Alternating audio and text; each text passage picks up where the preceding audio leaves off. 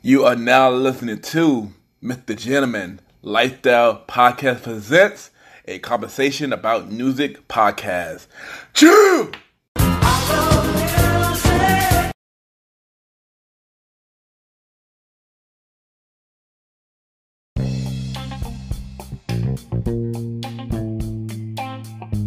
Welcome back, everybody. Welcome back. And at the time, we got another episode of MrGentleman Podcast presents a conversation about music podcast where we interview artists and play their music and stuff like that. And we got another guest. She is an R&B / soul artist. We got to play her. We got to talk about her music journey. We got bwize in the building. bwize, how you doing? I'm good. How are you? Yes, I am good. Welcome to be on the show. Yes, I'm excited to be on the show. Yeah, I'm happy to have you on. So are you ready for the interview? I am. All right, so we're gonna start off. We'll get to know you a little better. So we're gonna start off. Where are you from? All right, so I'm from Atlanta, Georgia, but I grew up in a town called Morrow, Georgia, which is like in Clayton County, which is like 15 minutes from the city. So that's where I grew up from. Okay, nice. So if you had to describe yourself with one word, what would that word be and why? If I had to describe myself with one word, it would be innovative, because I've always felt like I've been such a really creative person. Like I always felt like I'm a trendsetter. I be creating different things. So being creative helps me to be myself. It makes me feel free. So I like to think I'm an innovator. Nice. And we're about to talk a lot more about your creative art. So I'm looking forward to talk about that. So first, we're gonna talk about your beginning of life. Like, tell us how you was growing up, then compared to how you are now. Okay, so when I first started growing up, I think I was a pretty confident girl in myself. That's when my mother, I think she saw that confident ability in myself, and she started trying to get me involved with ways to express myself. And I don't know, I think along the way, my confidence level in myself went down, because when it started to become once I got to high school, I think my creative ability started just declining. Like I felt like people didn't really want to see or hear what I had to say. So it wasn't until I got married and had a baby that I really felt more alive. Like I felt like it was time to reinvent myself. So growing up, I feel like my inner child now. Like I feel like where I wanted to be when I was a little girl. So that's pretty much where I'm at now today. I am being creative. I'm doing a lot of things. I'm expressing myself. I'm so full of life, so. Nice, and I go ready for that good vibe right now. So that's good. I'm looking forward to it. Yes. So which artist or type of music you would listen to growing up? Okay, so growing up, both of my parents came from a very different background. And so my mom, she would listen to a lot of Toni Braxton, Whitney Houston, Alicia Keys. She would listen to Floetry, Jill Scott. And my dad was such a blues person. Like he would be listening to Shannon Sanders, Marvin Cease, and a couple of other blues people. And I love riding in the car with my dad because I love blues, because it's so empowering and powerful to hear people express their truth the way that they do. So I don't know that, and I think that's pretty much kind of where like my music stemmed from. Like it's a mix of, I just loved, and my favorite thing about Toni Braxton was her deep voice. Like I think deep voice has a way of creating a different tone in music, whereas it's really rich and it makes you listen. Yeah. Mm-hmm. I definitely could agree with that. But what about you to make music though? At what age did you start making music? Okay, so I started writing music in the 5th grade, and I think what inspired me to start writing was I needed an outlet. So I've always felt like the underdog, the odd person in my family. So it was just a way for me to express my feelings without telling people, because I'm a pretty private person and I don't really like to tell people how I truly feel. But through music, I can. So it's really the only way for me to be like completely honest with myself and my life. So that's I don't even remember how old I was in 5th grade, but that's when I started making music. That's dope. And I could relate, because I used to make music too, so I could definitely relate. So, but how would you describe your art style? And while listening to your music, what can audience expect to listen to your music? Okay, so I think of my artist style as like a mix of R&B with trap, pop, because sometimes I give different things. Sometimes I'm rapping and stuff like that. But when when an audience listens to my music, I want them to be able to relate, but I also want them to hear how authentic I am and my truth, like what I'm saying. Because like I said, I write my music based off my life experiences. And I try to be as most creative, especially with my lyrics. And I think I really get that a lot too from like listening to Lil Wayne and Eminem, because they were some of my favorite rap artists growing up. So I really like to have really strong bars sometimes that might like you have to sit back and like, whoa, okay, that was really fire. Like I like that. So so I think that's pretty much my style. It's just unique to me. It's just my only way of being myself. And I think my voice can be a little bit mesmerizing or hypnotic, because I've been told that from people. Like they listen to it and they're like, wow, it grabs your attention and it makes you want to listen to what I have to say. And you know, I did listen to your music too, and yeah, you got some talent, you got some dope, boy, you killing it. I enjoy your music, you know. And we're gonna talk about your music now. Like, so you came up with a single called "Feels Right."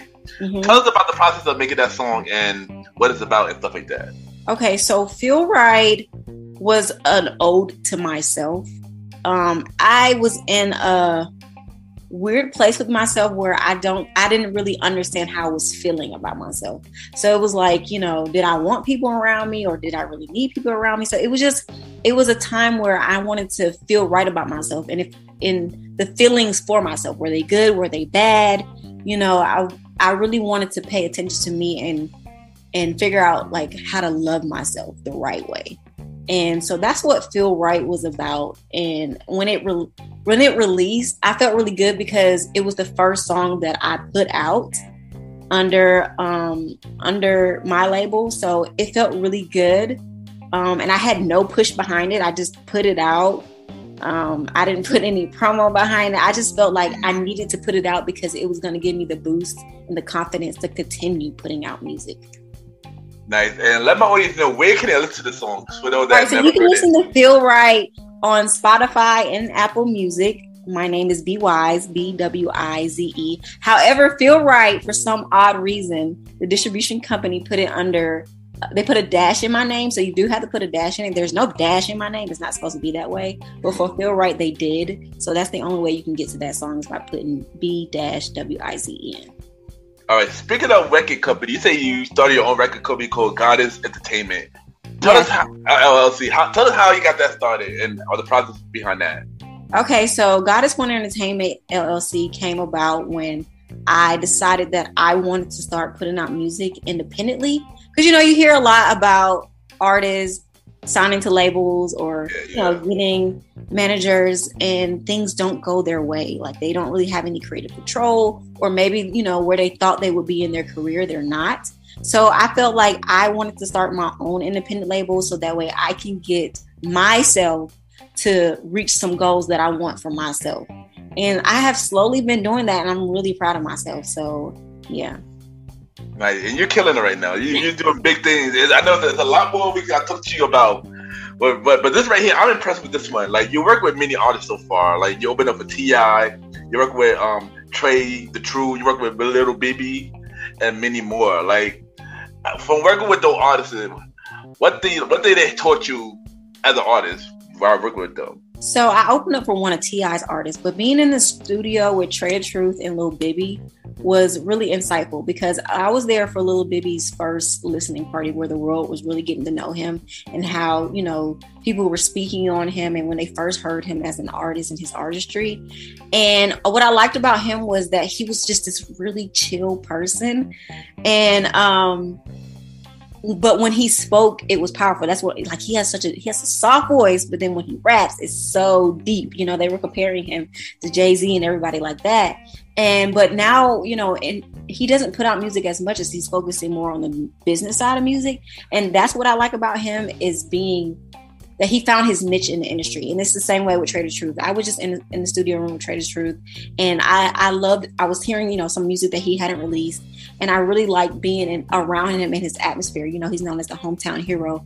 I just love how he's community oriented, but most importantly, he stayed true to himself. And I think that's the important part about being in this industry is being true to yourself. So that's what I learned from them, is that no matter what, because you define success for yourself. So it doesn't matter what somebody else thinks of you.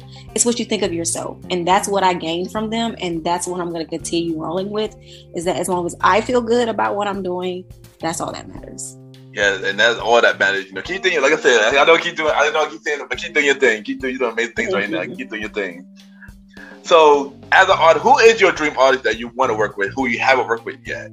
Okay, so I have a long list of dream artists, because I have this notes in my phone of songwriting credits of people that I plan to have some songs written for in the future. But out of that list, I think the three that I would really, really enjoy doing a record with would be The Weeknd, Summer Walker, Toni Braxton. Yeah, that's a dope list. Yeah, the dope list.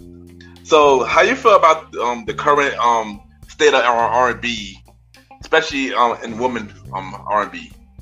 Okay, so I think the current state of R&B has changed a lot, especially for my generation. A lot of the artists today that are like in the mainstream, like that everyone is singing, they tend to put out a lot of heartbreak songs and songs that to me really don't define what love is, like your experience with love, making love, and just receiving love from the world. But I know when I tend to listen to female R&B artists that, you know, don't have that huge platform or are still making a little buzz, they tend to talk more about real love, like true love. And I don't know, I'm hopeful, wishing for the R&B right now, that it really gets back to love and love for a community. You know what I'm saying? It used to be storytelling, and even though it may still be in a way, I don't know, it just to me has a more harsher indication to it. But then again, I can relate to it too at the same time, because like I said, I'm a part of that generation, but it's not as uplifting as I would like it to be. But we do have a lot of female R&B artists that are just killing the game right now, and I'm happy for them. Yeah, and I do agree with you. I do feel like R&B should go back to the way it was, you know, expressing more love and stuff like that. But I do agree with you also that a lot of female R&B artists like yourself is killing it right now. You know, Summer Walker, Scissor, her, a lot of them killing it right now. And as long as we got them, it's still good. So, but you're not only an artist though. You're also an actress and a dancer. You're doing a lot. How did you manage to do that too? How you started doing those two stuff too? So like I said, when I was young, I think my mom noticed, you know, some of my creative abilities. And so she started trying to get me to act. So she would have me go to castings. I've done Nickelodeon castings. I've done a lot of things. And I really realized that I do like acting. And she even put me in acting school. But what I love the most is dancing. I've been dancing since forever. My mother first put me in jazz and ballet, and I hated it because I'm not like that super girly dancer. I'm really a hip hop break dancer, freestyler type of girl. Like, that's just what I like to do. And when I got to high school, I went to Westlake High School in Georgia. We had a dance teacher who had already worked with a lot of people in the industry. She's danced for them. So I was like super excited to be a part of her dance class, but you had to audition to get in the dance class. And once you were in, you got to be in there for the whole 4 years of your high school experience. I was only there for 3 years, but it was exciting because we got to perform and things like that. So yeah, I love dancing. I love acting. I just like being in front of the camera. Like, I like expressing myself. And also, I used to be an actor as well, and I also went to acting school and stuff like that too. I didn't do a lot of stuff in acting, but it was something that I did enjoy at the moment as well. So, but like I said, you are killing right now. You know, keep doing your thing. Thank you. All right, so as you know, we are in a pandemic, and we do sort of in the pandemic, I guess. But being in Georgia, how did the pandemic affect you, and what did you learn from it? So being in a pandemic has been wildly crazy. But oddly, I think for me, I've been enjoying this pandemic because one, it gave me the opportunity to focus in on my album that I soon want to release one day. I actually recorded my album, pretty much most of the songs by myself during the pandemic. Oh, nice. But also it gave me time to be more present. And that's something I talk a lot about on my Instagram, is being more present. Because I think we tend to spend a lot of time in the past and in the future and never just in the day. So I learned a lot. Like I said, I learned to be more present and to just flow with life a little more, have fun more. So yeah, it's been crazy, but good at the same time. Okay, nice. So what other project are you working on? And it could be both music related and non-music related as well. Okay, so like I said, I am working on my album. It's done. It's just not done as it needs mixing and mastering. However, outside of music, I am a nail technician. And during the pandemic, I bought a school bus in which I converted into a nail salon. Oh, and wow. I'm so excited that for right now I have been working on just the grand opening, getting prepared for my grand opening. I don't have an exact date for it. But I'm really excited because this is one of the biggest short-term projects that I've worked on.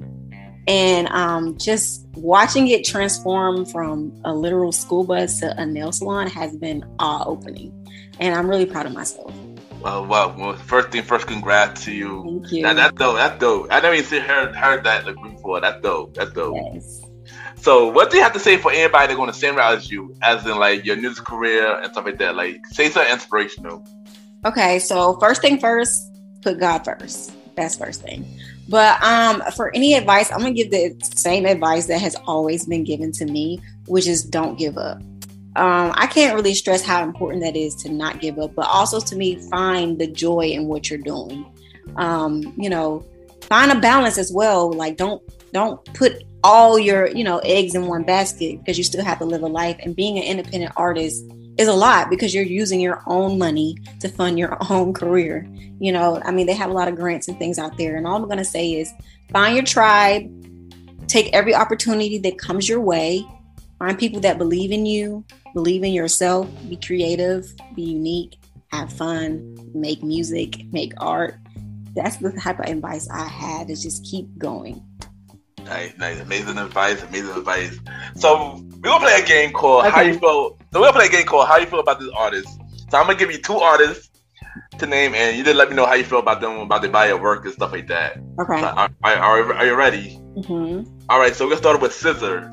Okay, so SZA. I love SZA. I have loved her since I first heard of her back in the day. I love her story, how, she came, her parents wasn't really, into what she had going on at the time when she was younger. But just watching her grow as an artist has been so fun to watch. She's literally went from a caterpillar to a butterfly, and she embodies that a lot in her music videos and in her music. And I just love her as an overall person, and I love her style of music. There really isn't anyone that sounds like her. She really came out sounding like, oh my gosh, where have you been all our lives? It's beautiful to watch her as an artist. And I've been noticing more that she's trying to be more, dance more and be more involved in her creative direction. So I really like that about her. I like that. And I love that she stays true to the Black community with her Black hair, just to our culture, because you don't really see that a lot. And so it's important to keep that. Yeah, I agree. SZA is killer. She's very unique. She is very unique. And what about her? Okay, so her, I loved her. Isn't it crazy you love her? I do. She is so talented. And her last album that she just dropped, Back of My Mind, I really love it because I think she showed more of her artistry, but more of her range in the type of music that she's making. And I love that she works with a lot of songwriters. I think that's important because I think as artists, we tend to, it's like some point it became where if you was an artist and you weren't writing your own music, it was a bad thing. But I don't think that's a bad thing because we're a community of creative people. We need to work together because it gives that person a chance to feel a part of your journey, and a part of your artistry, and just put their little 2 cents in. And I like that about her.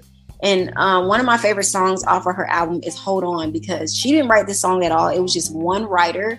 And I loved it because it was like a country blues song. And I think a lot of times, especially as being Black, they think that we can't fit in other genres, but we do it so well, And I really like that about her, is that she is just, she's everywhere. And I like that. Her is actually one of my favorite artists too. So she got amazing talent. She got amazing voice. I like her music. Yes. I agree. Hers is amazing. So before you go, we gonna play your song, your new song called "Rain Down." So tell us about this song and the process and everything about the song.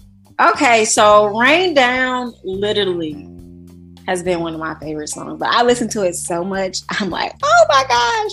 But I think I was in my living room at home, and this Italian producer messaged me, and he was like, hey, I really like your voice. I really like your songs. And like, he was like, can you send me a voice memo of your voice? And like, when I sent it, he said, oh my gosh, your voice is so nice. He was like, I'm going to send you 4 beats, sample beats, listen to them, figure out which one you like, and then I'll send the whole beat. So I heard the beat for "Rain Down." And I was like, that's the beat. I don't care what it is. That's the beat that I need. As soon as he sent me the beat, I wrote the song in 5 minutes. Oh, and wow. "Rain Down" really embodied how I felt about my love for my husband, my son, my family, and just the love from the world that I had started receiving. So it was just simply just like, yeah, like, oh my gosh, let all of this love pour down on me right now. Like, it was supposed to be a really fun song, and I think it is a fun song. It has a great vibe to it. And I literally was dancing and everything when I was writing this song, and I had so much fun writing it. So that's pretty much where "Rain Down" came from. It's just the love that I have in my life. And I heard the song "Rain Down." It's an amazing song. I like it. I love it. And we're gonna play a few. Yeah. I just want to say, Miss bwize, thank you for coming on the show. You've been amazing. I'm looking forward to hearing, finding your career. And I'm most likely bring you back when you have the album out. So I'm bringing you back when you have the album out, definitely.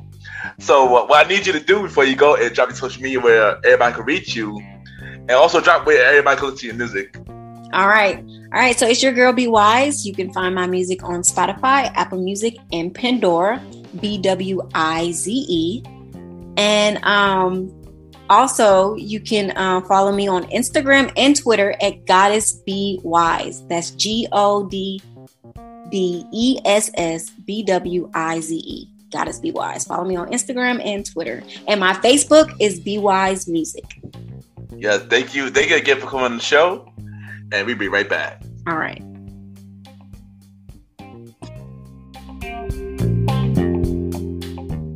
You are now listening to MrGentleman Lifestyle Podcast Season 4.